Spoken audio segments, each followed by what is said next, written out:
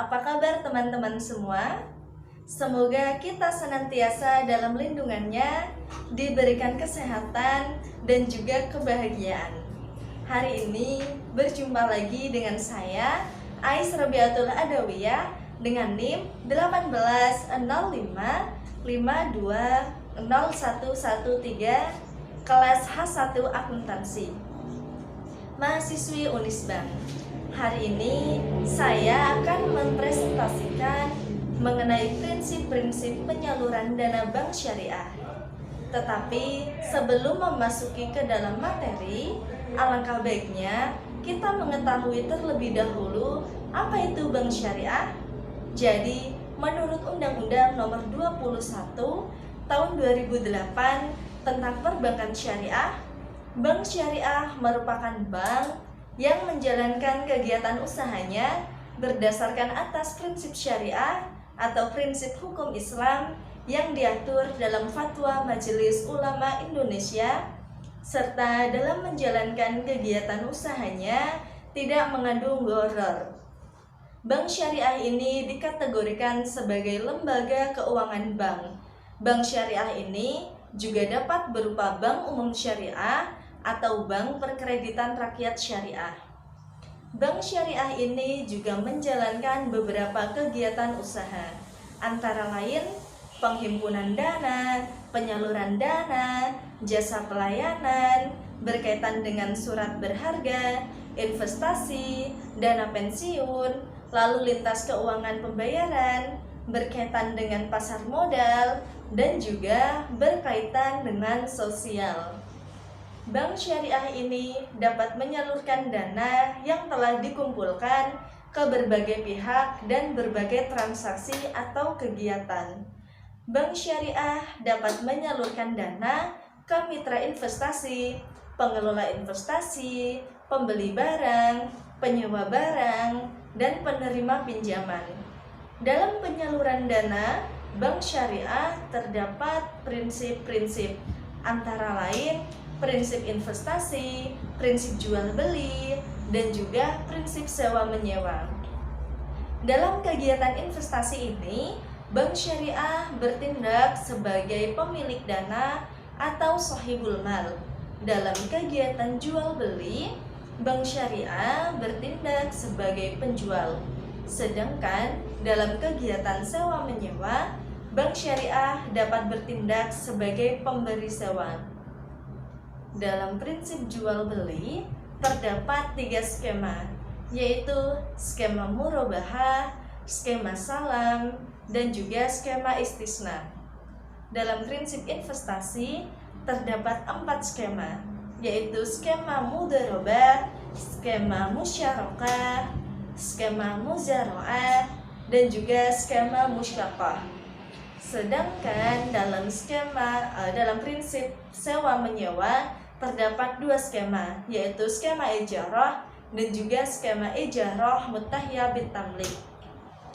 Jual beli dalam skema murabahah ini merupakan akad jual beli barang dengan harga jual sebesar biaya perolehan ditambah keuntungan yang disepakati, dan penjual harus mengungkapkan biaya perolehan barang tersebut kepada pembeli.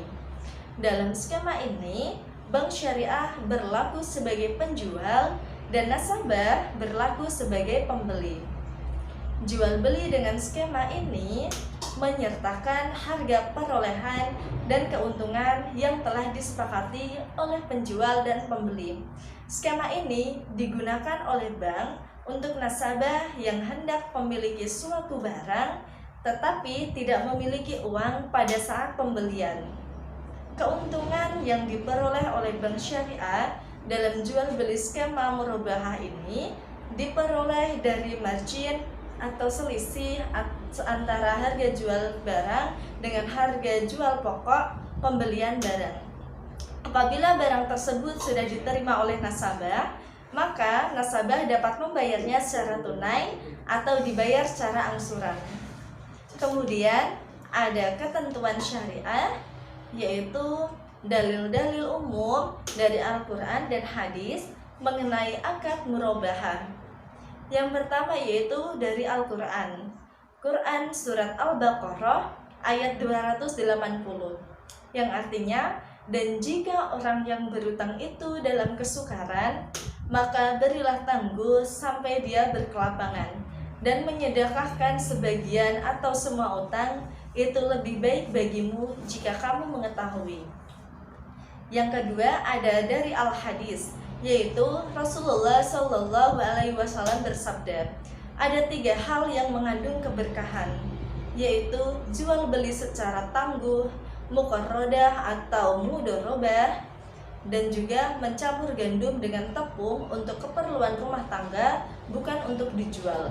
Hadis riwayat Ibnu Majah dari Suhaib. Selanjutnya ada transaksi yang berkaitan dengan skema murabahah, yaitu yang pertama ada murabahah. Contohnya, seseorang membeli HP seharga 500.000 lalu dijual dengan keuntungan 100.000. Yang kedua ada wadiah.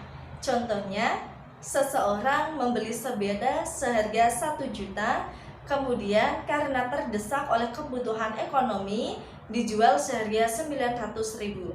Yang ketiga ada tauliyah. Contohnya yaitu seseorang membeli barang seharga 100.000 kemudian dijual dengan harga yang sama. Transaksi-transaksi tersebut diperbolehkan dengan kesepakatan para ulama, kecuali pada poin 1 yaitu murabahah, di mana sebagian ulama memakluminya. Namun yang kuat adalah boleh, dan ini merupakan pendapat mayoritas ulama. Selanjutnya ada gambaran beberapa contoh transaksi yang terjadi pada bank syariah, yaitu bank syariah selaku penjual menjual barang yang belum diterima, maka hukumnya haram. Contohnya yaitu calon pembeli datang ke bank, kemudian dia berkata kepada pihak bank, saya bermaksud membeli mobil X yang dijual di dealer A dengan harga 90 juta. Pihak bank lalu menulis akad jual beli mobil tersebut dengan pemohon dengan mengatakan, kami menjual mobil tersebut kepada Anda dengan harga 100 juta dengan tempo 3 tahun. Selanjutnya, bank menyerahkan uang 90 juta kepada pemohon dan berkata, silakan datang ke dealer A dan beli mobil tersebut. Transaksi ini dilaksanakan di kantor bank. Hukum dari transaksi ini yaitu haram, karena pihak penjual atau bank syariah menjual sesuatu yang belum dia terima. Selanjutnya ada kesepakatan yang belum pasti, tetapi barang sudah dimiliki oleh pihak bank. Contohnya yaitu hal ini apabila akadnya tidak suatu keharusan, maka hukumnya boleh. Contohnya, seseorang pemohon datang ke bank dan butuh suatu barang, maka pihak bank mengatakan, kami akan mengusahakan barang tersebut. Bisa jadi sudah ada kesepakatan tentang keuntungan bagi pihak bank, mungkin pula belum terjadi. Lalu pihak bank datang ke toko dan membeli barang, selanjutnya dibawa ke halaman bank. Kemudian terjadilah transaksi antara pemohon dan pihak bank. Pada transaksi tersebut ini, pihak bank telah memiliki barang tersebut dan tidak dijual kecuali setelah dipindahkan dan diterima barang tersebut. Hukum transaksi ini apabila akadnya dalam bentuk keharusan, maka hal ini tidak bisa dibatalkan, hukumnya adalah haram karena termasuk menjual sesuatu yang tidak dia miliki. Apabila tidak dalam keharusan dan bisa dibatalkan oleh pihak penjual atau pihak pembeli, maka transaksi tersebut diperbolehkan karena tidak mengandung pelanggaran-pelanggaran syar'i. Selanjutnya ada jenis-jenis murabahah, yaitu ada murabahah berdasarkan pesanan dan murabahah tanpa pesanan. Murabahah berdasarkan pesanan ini yaitu penjual melakukan pembelian barang setelah ada pemesanan dari pembeli. Murabahah dengan pesanan ini bersifat mengikat atau tidak mengikat pembeli untuk membeli barang yang dipesannya. Murabahah yang bersifat mengikat berarti pembeli harus membeli barang yang dipesannya dan tidak membatalkan pesanannya. Sedangkan murabahah tanpa pesanan merupakan murabahah yang termasuk dalam jenis murabahah yang bersifat tidak mengikat. Murabahah ini dilakukan dengan tidak melihat ada yang memesan, sehingga penyediaan barang dilakukan sendiri oleh penjual. Selanjutnya ada rukun jual beli, ada 3, yaitu pelaku, objek jual beli, dan ijab qabul. Pelaku ini ketentuannya yaitu harus syakak hukum dan sudah baligh. Sedangkan objek jual beli ini ketentuannya yaitu barang yang diperjualbelikan adalah barang yang halal. Barang yang diperjualbelikan harus dapat diambil manfaatnya atau memiliki nilai. Barang tersebut dimiliki oleh penjual sendiri. Barang tersebut juga harus diketahui secara spesifik dan dapat diidentifikasi oleh pembeli sehingga tidak ada gharar. Misalnya, ungkapan penjual kepada pembeli, "Saya jual spring bed yang saya miliki." Maka dalam hal ini tidak jelas spring bed mana yang akan dijual. Selanjutnya, ada barang tersebut harus dapat diketahui kuantitas dan kualitasnya dengan jelas, sehingga tidak ada gharar. Harga barang tersebut juga harus jelas. Barang yang diakadkan ada di tangan penjual. Selanjutnya ada ijab qabul, yaitu pernyataan dan ekspresi saling ridho atau saling rela di antara pihak-pihak pelaku akad yang dilakukan secara verbal, tertulis, melalui korespondensi, atau menggunakan cara-cara komunikasi modern. Pada saat akuntansi mudharabah pada bank syariah, pada saat perolehan akad mudharabah diakui sebagai persediaan sebesar biaya perolehan, maka jurnalnya yaitu aset murabahah berada di debit dan kas atau hutang berada di kredit. Selanjutnya, apabila murabahah aset murabahah dinilai sebesar biaya perolehan apabila terjadi penurunan nilai sebelum aset tersebut diserahkan ke nasabah, maka jurnalnya yaitu beban penurunan nilai berada di debit dan aset murabahah berada di kredit. Selanjutnya, apabila murabahah bersifat tidak mengikat, aset murabahah dinilai sebesar biaya perolehan atau nilai bersih yang dapat direalisasi. Mana yang lebih rendah apabila nilai bersih yang dapat direalisasi lebih rendah dari biaya perolehan, maka selisihnya dianggap kerugian. Jurnalnya yaitu beban penurunan nilai berada di debit dan aset murabahah berada di kredit. Jika dalam pengakuan dan pengukuran di suatu pembelian aset murabahah, apabila pengakuan diskon terjadi sebelum akad, maka akad akan diakui sebagai pengurang biaya aset murabahah. Jurnalnya, kas berada di debit dan aset murabahah berada di kredit. Tetapi apabila terjadi sesudah akad, maka diskon akan diakui sebagai kewajiban kepada pembeli.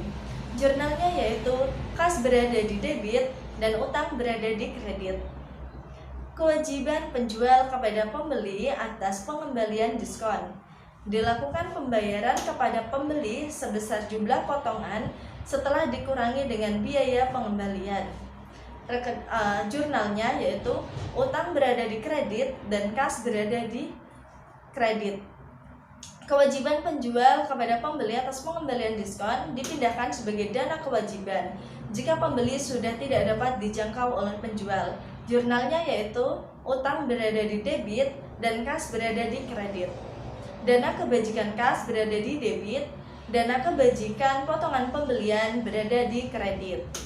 Selanjutnya, apabila diskon terjadi setelah akad dan sesuai yang telah disepakati, maka menjadi hak oleh penjual diakui sebagai tambahan keuntungan murabahah. Jurnalnya yaitu kas berada di debit, keuntungan murabahah berada di kredit.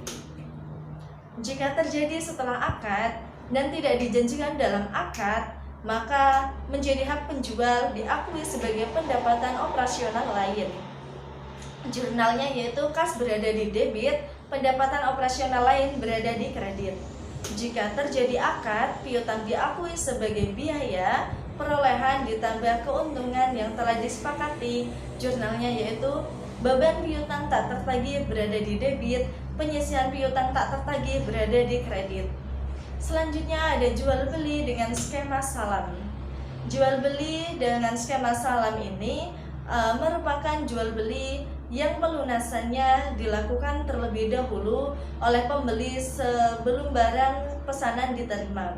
Skema ini digunakan oleh bank untuk nasabah yang memiliki cukup dana, sedangkan yang bersangkutan kurang memiliki bargaining power dengan penjual dibandingkan dengan sekiranya pembelian barang yang dilakukan oleh bank. Rukun salam ada 3, yaitu pelaku, objek jual beli, dan juga ijab qabul. Ketentuan syariah dari ayat-ayat Al-Quran dan hadis yang mengatur mengenai akad salam yaitu ada Al-Quran dan hadis. Al-Quran antara lain pada surat Al-Maidah ayat 2 yang artinya, hai orang-orang yang beriman, penuhilah akad-akad itu. Dihalalkan bagimu binatang ternak kecuali yang akan dibacakan kepadamu, yang demikian itu dengan tidak menghalalkan berburu ketika kamu sedang mengerjakan haji. Sesungguhnya Allah menetapkan hukum-hukum menurut yang dikehendakinya. Dalam al-hadis yaitu, barang siapa melakukan salam, hendaknya ia melakukannya dengan takaran yang jelas dan timbangan yang jelas pula. Untuk itu, jangka waktu yang diketahui. Hadis riwayat Bukhari Muslim. Selanjutnya ada pengakuan dan pengukuran. 1. Modal dalam bentuk kas diukur sejumlah yang diterima.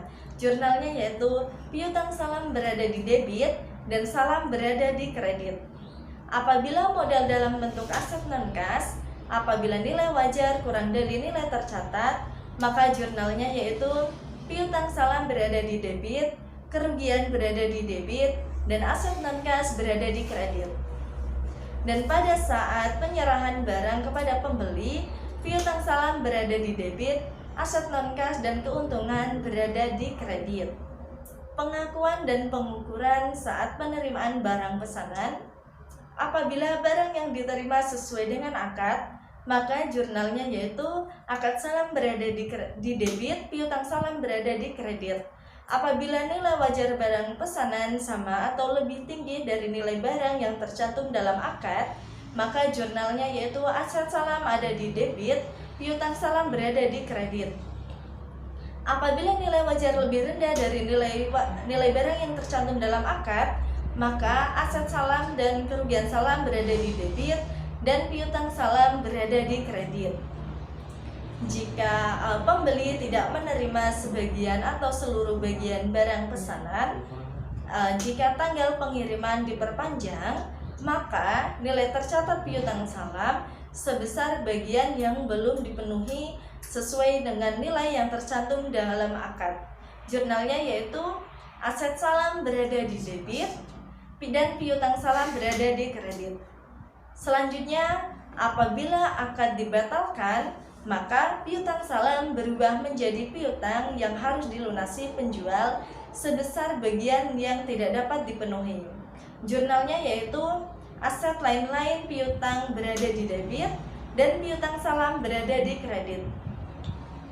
Apabila akad salam dibatalkan dan pembeli memiliki jaminan atas barang pesanan serta hasil penjualan jaminan lebih kecil dari nilai piutang, maka selisih antara nilai tercatat dan hasil penjualan diakui sebagai piutang kepada penjualan.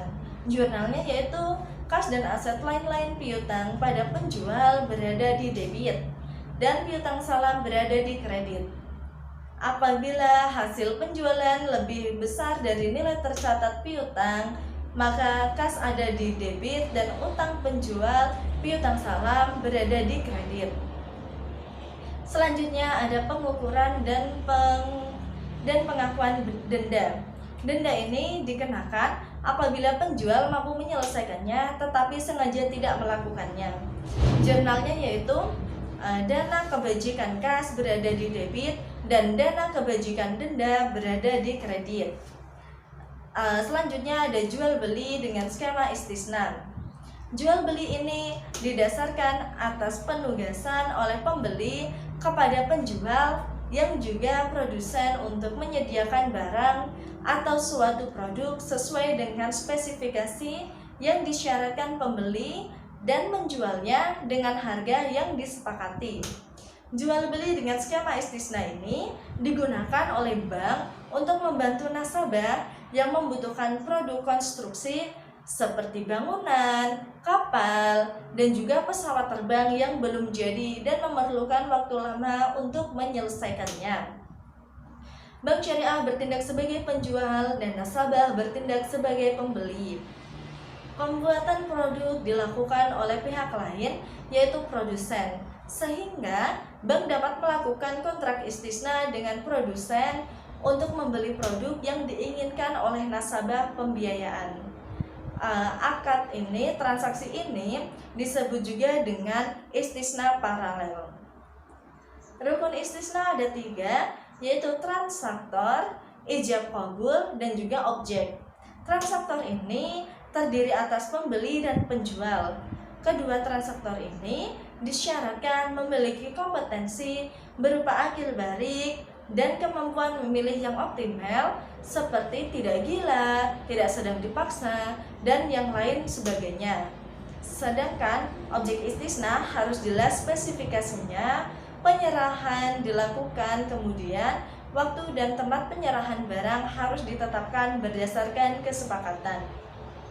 Sedangkan ijab qabul yaitu pernyataan dari kedua belah pihak yang berkontrak dengan cara penawaran dari penjual dan penerimaan yang dinyatakan oleh pembeli menurut PSAK nomor 104 paragraf 12 istisna tidak dapat dibatalkan kecuali memenuhi 4 kondisi. Antara lain 1. Kedua belah pihak setuju untuk menghentikannya. Yang kedua, akad batal demi hukum karena timbul kondisi hukum yang dapat menghalangi pelaksanaan atau penyelesaian akad. Selanjutnya, akad istisna kedua harus dilakukan terpisah dari akad pertama agar tidak terjadi ta'alluq atau transaksi tidak tergantung. Adapun akad kedua ini baru bisa dilakukan setelah akad pertama sah. Rukun-rukun yang terdapat pada akad istisna pertama juga berlaku pada akad istisna kedua. Prosedur akad istisna yaitu yang pertama, adanya permintaan barang tertentu dengan spesifikasi yang jelas oleh nasabah atau pembeli kepada bank syariah sebagai mustasfi. Yang kedua, wa'ad atau janji nasabah untuk membeli barang dengan harga dan waktu tangguh pengiriman barang yang disepakati. Yang ketiga, ada mencari produsen yang sanggup untuk menyediakan barang yang dimaksud sesuai dengan batas waktu yang disepakati dengan harga yang lebih rendah. Yang keempat, ada pengikat antara bank dengan nasabah untuk membeli barang dengan spesifikasi tertentu yang akan diserahkan pada waktu yang telah ditentukan. Yang kelima, ada pembayaran oleh nasabah dilakukan sebagian di awal akad dan sisanya sebelum barang diterima atau sisanya disepakati untuk diangsur. Yang keenam, pengikatan dua antara bank dan produsen untuk membeli barang dengan spesifikasi tertentu yang akan diserahkan pada waktu yang telah ditentukan. Yang ketujuh, ada pembayaran dilakukan secara bertahap bank kepada produsen setelah pengikatan dilakukan. Selanjutnya yang terakhir yaitu pengiriman barang dilakukan langsung dari produsen kepada nasabah. Pengakuan dan pengukuran praakad pada akad istisna. Apabila biaya praakad diakui sebagai beban tangguhan atau biaya yang ditangguhkan dan dapat diperhitungkan sebagai biaya istisna, akad disepakati jurnalnya yaitu beban praakad ditangguhkan berada di debit, kas berada di kredit. Selanjutnya, jurnal yang diperlukan untuk mengubah dari rekening biaya yang ditangguhkan menjadi istisna yang telah direalisasi yaitu biaya istisna berada di debit dan beban praakad ditangguhkan berada di kredit. Pengakuan dan pengukuran hutang istisna paralel. Jurnal yang diperlukan saat menerima tagihan dari pembuat barang dan melakukan pembayaran atas tagihan tersebut, yaitu aset istisna dalam penyelesaian berada di debit, utang istisna berada di kredit, utang istisna berada di debit, dan kas berada di kredit. Selanjutnya ada jurnal yang diperlukan untuk mengakui pendapatan istisna, aset istisna dalam penyelesaian berada di debit, harga pokok istisna berada di debit, pendapatan margin istisna berada di kredit, pengakuan dan pengukuran piutang istisna. Yang pertama, jurnal untuk mencatat penagihan hutang istisna kepada pembeli.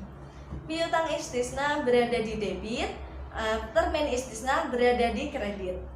Selanjutnya ada jurnal saat menerima pembayaran piutang istisna dari pembeli. Kas berada di debit, piutang istisna berada di kredit, termin istisna berada di debit, dan aset istisna dalam penyelesaian berada di kredit. Yang kedua, ada investasi dengan skema mudharabah. Mudharabah merupakan suatu transaksi pendanaan atau investasi yang berdasarkan atas kepercayaan, yaitu kepercayaan antara pemilik dana kepada pengelola dana. Kepercayaan ini sangat penting karena pemilik dana tidak diperbolehkan ikut campur dalam manajemen perusahaan atau proyek yang dibiayai, kecuali sebatas memberikan saran dan melakukan pengawasan. Dalam skema ini, Bank Syariah bertindak sebagai pemilik dana dan nasabah bertindak sebagai pengelola dana. Konsep mudharabah yaitu pemilik dana dan pengelola dana terlebih dahulu menyepakati akad mudharabah. Selanjutnya, proyek usaha yang telah disepakati dalam akad dikelola oleh pengelola dana.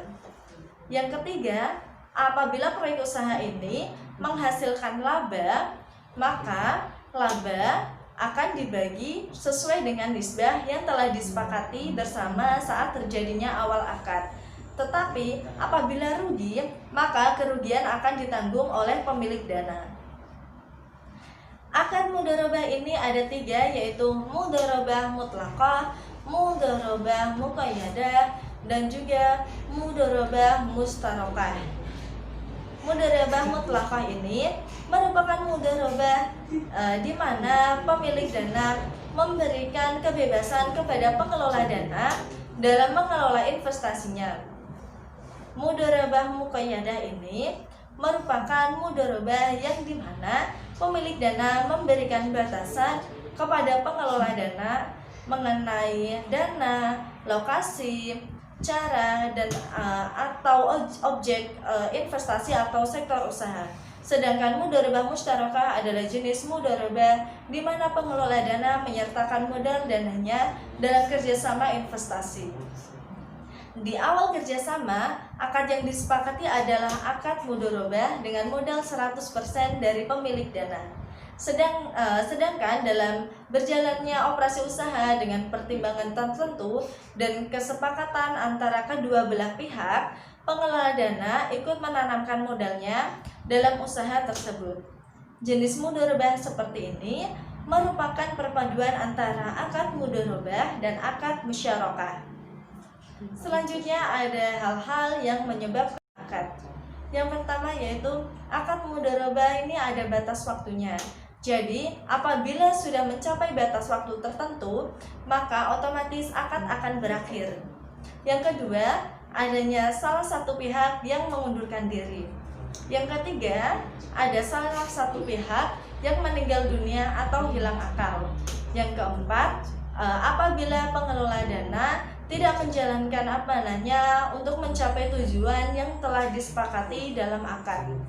Yang kelima, apabila modal telah habis. Maka hal-hal tersebut menyebabkan berakhirnya akad mudharabah. Selanjutnya ada pengakuan dan pengukuran investasi mudharabah. Apabila dalam modal distorkan dalam bentuk kas, maka diukur sejumlah yang dibayarkan. Jurnalnya yaitu investasi mudharabah berada di debit dan kas berada di kredit. dalam bentuk non-cash. Jika nilai wajar lebih dari nilai tercatat, maka investasi mudharabah berada di debit, keuntungan tangguhan dan aset non-cash berada di kredit. Jurnal untuk mencatat amortisasi atas keuntungan tangguhan, yaitu keuntungan tangguhan berada di debit dan keuntungan berada di kredit. Selanjutnya, apabila nilai wajar lebih rendah dari nilai tercatat, maka selisih diakui sebagai kerugian dan diakui pada saat penyerahan aset non-cash. Jurnalnya yaitu investasi mudharabah dan kerugian tangguhan berada di debit, sedangkan aset non-cash berada di kredit. Selanjutnya ada prinsip investasi dengan skema musyarakah. Musyarakah merupakan akad kerjasama antara dua belah pihak atau lebih untuk suatu usaha tertentu, di mana masing-masing pihak memberikan kontribusi dana dengan ketentuan bahwa keuntungan dibagi berdasarkan kesepakatan, sedangkan kerugian dibagi atau dibebankan berdasarkan porsi kontribusi dana. Sumber hukum yang mensyariatkan akad musyarakah sebagai salah satu muamalah yang diperbolehkan oleh syariat antara lain diatur dalam Al-Quran dan hadis. Dalam Al-Quran seperti dalam surat An-Nisa ayat 12 yang artinya, dan bagimu suami-suami seperdua dari harta yang ditinggalkan oleh istri-istrimu jika mereka tidak mempunyai anak. Jika istri-istrimu itu mempunyai anak, maka kamu mendapatkan seperempat dari harta yang ditinggalkannya sesudah dipenuhi wasiat yang mereka buat dan sesudah dibayar utang-utangnya. Para istri memperoleh seperempat harta yang kamu tinggalkan jika kamu tidak mempunyai anak. Jika kamu mempunyai anak, maka para istri memperoleh 1/8 dari harta yang kamu tinggalkan sesudah dipenuhi wasiat yang kamu buat dan atau sesudah dibayar utang-utangmu. Jika seseorang mati, baik laki-laki maupun perempuan, yang tidak meninggalkan ayah dan tidak meninggalkan anak, tetapi mempunyai seorang saudara laki-laki seibu saja atau seorang saudara perempuan seibu saja, maka bagi masing-masing dari kedua jenis saudara itu 1/6 hartanya. Tetapi jika saudara-saudara seibu itu lebih dari seorang, maka mereka tersebut bersekutu dalam yang 1/3 itu, sesudah dipenuhi wasiat yang dibuat olehnya atau sesudah dibayar utang-utangnya dengan tidak memberi madarat kepada ahli waris. Allah menetapkan yang demikian itu sebagai syariat yang benar-benar dari Allah, dan Allah Maha mengetahui dan lagi Maha penyantun. Adapun dalam As-Sunnah terdapat beberapa hadis yang mengatur tentang akad musyarakah. Di antaranya diriwayatkan dari sahabat Abu Hurairah radhiyallahu anhu yang redaksinya adalah, "Aku, Allah, adalah pihak ketiga dari dua yang berserikat. Sepanjang salah seorang dari keduanya tidak berkhianat terhadap satu yang lainnya, apabila seseorang berkhianat terhadap lainnya, maka aku keluar dari keduanya." Hadis riwayat Imam Abu Dawud dan Imam Al-Hakim. Selanjutnya ada jenis-jenis musyarakah, yaitu musyarakah permanen dan juga musyarakah menurun atau musyarakah mutanakisah. Musyarakah permanen ini merupakan musyarakah dengan ketentuan bagian dana setiap mitra ditentukan saat akad dan jumlahnya tetap hingga akhir pada masa akad. Sedangkan musyarakah menurun merupakan musyarakah dengan ketentuan bagian dana salah satu mitra akan dialihkan secara bertahap kepada mitra lainnya, sehingga bagian dananya akan menurun dan pada akhir akad mitra lain tersebut akan menjadi pemilik penuh atas musyarakah tersebut. Selanjutnya ada rukun dari musyarakah, yaitu ada pelaku yang terdiri atas para mitra, ada objek musyarakah yang berupa modal dan kerja, ada ijab qabul atau serah terima, dan yang keempat ada nisbah keuntungan. Selanjutnya ada hal-hal yang menyebabkan berakhirnya akad musyarakah. Akad musyarakah ini akan berakhir apabila salah seorang dari mitra menghentikan akad. Selain itu, salah seorang mitra meninggal atau hilang akal. Yang ketiga, apabila modal musyarakah hilang atau habis.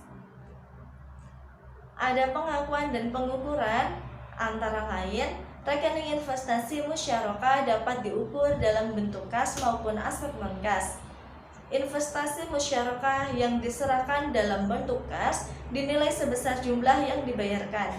Jurnalnya yaitu investasi musyarakah berada di debit dan kas berada di kredit. Selanjutnya, apabila investasi musyarakah diserahkan dalam bentuk aset non-kas dinilai sebesar nilai wajar. Apabila nilai wajar lebih besar dari nilai tercatat, maka diakui sebagai keuntungan tangguhan dan diamortisasi selama masa akad. Jurnalnya yaitu investasi musyarakah berada di debit, aset non-kas dan keuntungan tangguhan berada di kredit. Adapun untuk jurnal amortisasi keuntungan tangguhan yaitu keuntungan tangguhan berada di debit dan keuntungan berada di kredit. Sebaliknya, apabila nilai wajar lebih kecil dari nilai tercatat, maka diakui sebagai kerugian pada saat terjadinya. Jurnalnya yaitu investasi musyarakah dan kerugian berada di debit dan aset non-kas berada di kredit. Selanjutnya ada investasi dengan skema muzaraah. Investasi dengan skema muzaraah ini merupakan kerjasama pengolahan pertanian antara pemilik lahan dan penggarap, di mana pemilik lahan mendirikan lahan pertanian kepada si penggarap untuk ditanami dan dipelihara dengan imbalan bagian tertentu atau persentase dari hasil panen. Hukum dari akad muzaraah yaitu diperbolehkannya berdasarkan dalil dan Al-Quran dari As-Sunnah, yaitu diriwayatkan dari sahabat Abdullah bin Umar radhiyallahu an bahwa Rasulullah SAW pernah memberikan tanah Khaybar kepada penduduknya. Waktu itu mereka masih Yahudi, untuk dianggap imbalan pembagian hasil buah-buahan dan juga tanaman. Selanjutnya ada investasi dengan skema musaqah. Musaqah merupakan bentuk yang lebih sederhana dari muzaraah, di mana si penggarap lahan hanya bertanggung jawab atas penyiraman dan pemeliharaan. Sebagai imbalan, si penggarap berhak atas nisbah tertentu dari hasil panen. Hukum dari akad musaqah ini yaitu boleh. Hukum ini ada di dalam hadis dalam Abdullah bin Umar berkata bahwa Rasulullah SAW pernah memberikan tanah dan tanaman kurma di Khaybar kepada Yahudi Khaybar untuk dipelihara dengan mempergunakan peralatan dan dana mereka. Sebagai imbalan, mereka memperoleh persentase tertentu dari hasil panen. Selanjutnya ada prinsip sewa dengan skema ijarah. Prinsip sewa dengan skema ijarah ini merupakan transaksi sewa-menyewa antara pemilik objek sewa dan penyewa untuk mendapatkan imbalan atas objek sewa yang telah disewakan. Dalam transaksi sewa dengan skema ijarah ini, Bank Syariah bertindak sebagai pemberi sewa atau pemilik objek sewa, sedangkan nasabah bertindak sebagai penyewa. Transaksi dengan skema ijarah ini berlaku bagi nasabah yang hanya menginginkan manfaat dari objek sewa yang disediakan oleh bank dan tidak bermaksud untuk memilikinya. Akad sewa ini dapat diperlakukan dengan baik untuk keperluan sewa barang maupun keperluan sewa jasa. Beberapa bank syariah mulai melakukan akad ijarah ini untuk memenuhi kebutuhan nasabah untuk jasa pendidikan, kesehatan, dan jasa lainnya yang membutuhkan biaya. Ketentuan syariah dalam akad ijarah ini ada pada Al-Quran dan hadis. Dalil-dalil Al-Quran diantaranya surat Az-Zukhruf ayat 32 yang artinya, apakah mereka yang membagi-bagi rahmat Tuhanmu, kami telah menentukan antara mereka penghidupan mereka dalam kehidupan dunia, dan kami telah meninggikan sebagian mereka atas sebagian yang lain beberapa derajat. agar sebagian mereka dapat mempergunakan sebagian yang lain, dan rahmat Tuhanmu lebih baik dari apa yang mereka kumpulkan. Sedangkan as-sunnah antara lain, Rasulullah SAW bersabda, berbakamlah kamu, kemudian berikan olehmu upahnya kepada tukang bekam itu. Hadis riwayat Bukhari dan Muslim. Selain itu ada juga dalil yang hadis yang lainnya, yaitu dari sahabat Ibnu Umar radhiyallahu anhu. Rasulullah shallallahu anhu bersabda, berikanlah upah kerja sebelum keringatnya kering. Hadis riwayat Ibnu Majah. Selanjutnya ada rukun dari ijarah, antara lain satu, pelaku yang terdiri dari atas pemberi sewa atau pemberi jasa atau lesor atau mujir, dan penyewa atau pengguna jasa atau lesi atau mustajir. Selanjutnya ada objek akad ijarah yang berupa manfaat aset atau majur, dan juga pembayaran sewa atau manfaat jasa dan pembayaran upah. Yang ketiga ada ijab qabul atau serah terima. Setelah ijarah ada ijarah muttahiyah bitamlik.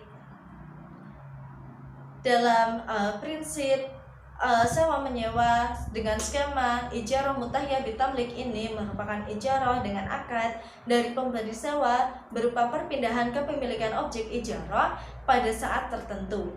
Apabila terjadi perpindahan kepemilikan, maka akan dibuat akad yang baru dan terpisah dari akad ijarah sebelumnya.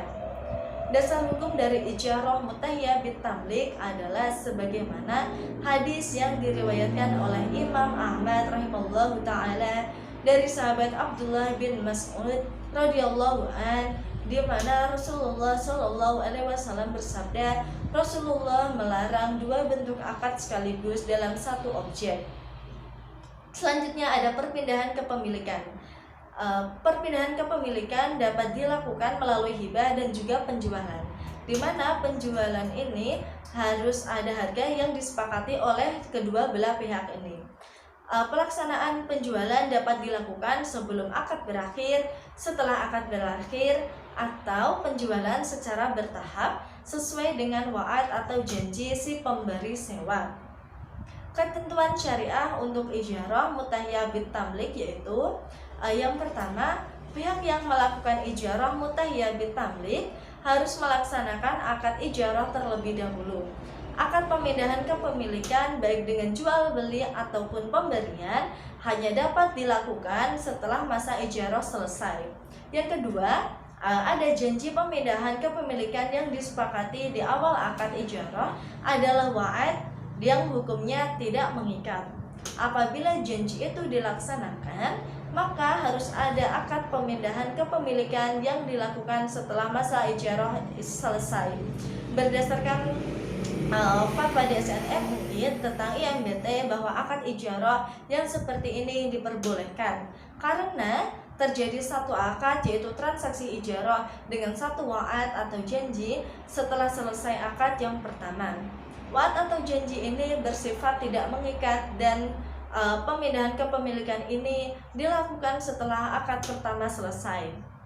Selanjutnya ada hal-hal yang menyebabkan berakhirnya akad ijarah.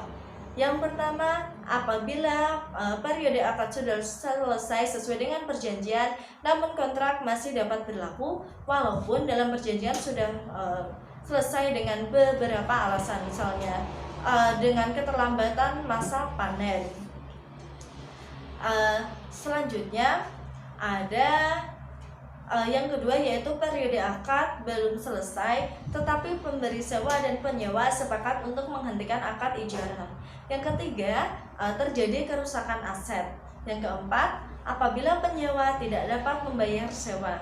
Yang kelima, salah satu pihak meninggal dan ahli waris tidak berkeinginan untuk meneruskan akad karena memberatkannya. Selanjutnya ada akun-akun di laporan posisi keuangan. Pada akad ijarah yang pertama yaitu ada aset ijarah. Rekening ini digunakan untuk mencatat objek ijarah baik atas aset berwujud maupun aset tak berwujud yang atas manfaatnya disewakan.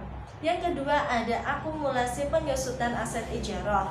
Rekening ini digunakan untuk mencatat penyusutan aset ijarah dengan menggunakan metode penyusutan sesuai dengan ketentuan PSAK. Rekening ini dikredit untuk mencatat penyusutan aset ijarah sebesar beban penyusutan pada tahun berjalan.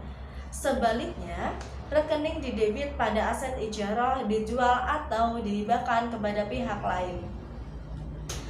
Cukup sekian presentasi dari saya. Mohon maaf apabila ada kekurangan, karena kesempurnaan hanya milik Allah. Terima kasih atas perhatiannya yang sudah kalian berikan. Wassalamualaikum warahmatullahi wabarakatuh.